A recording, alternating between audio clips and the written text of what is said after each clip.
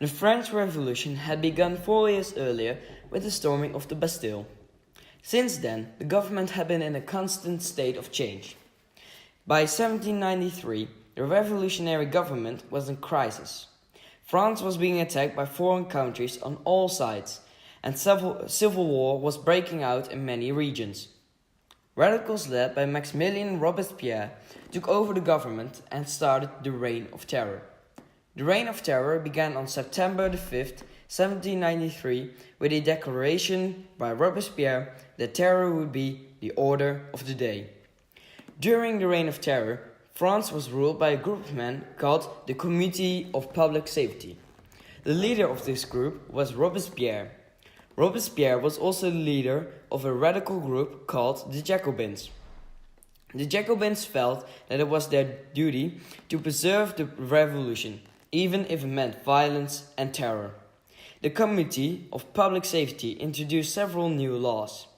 They wanted to make terror an official government policy. One of these laws was called the Law of Suspects. This law said that anyone who was even suspected as an enemy of the revolution was to be arrested. They created a court called the Revolutionary Tribunal for the trial of their political enemies. At one point, the court could only determine two verdicts. The accused was either innocent or put to death.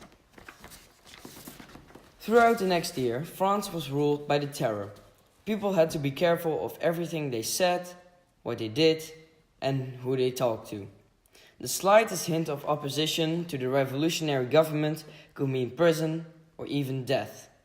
Sometimes, revolutionaries accused people they didn't like or wanted to get rid of, without any evidence. All anyone had to do was to accuse someone, and they were considered guilty. As the bloodshed and executions of the terror became worse, many people realized that it could not continue. Enemies of Robespierre organized to overthrow him. On July 27th, 1794, he was removed from power and the Reign of Terror was over. He was executed the next day.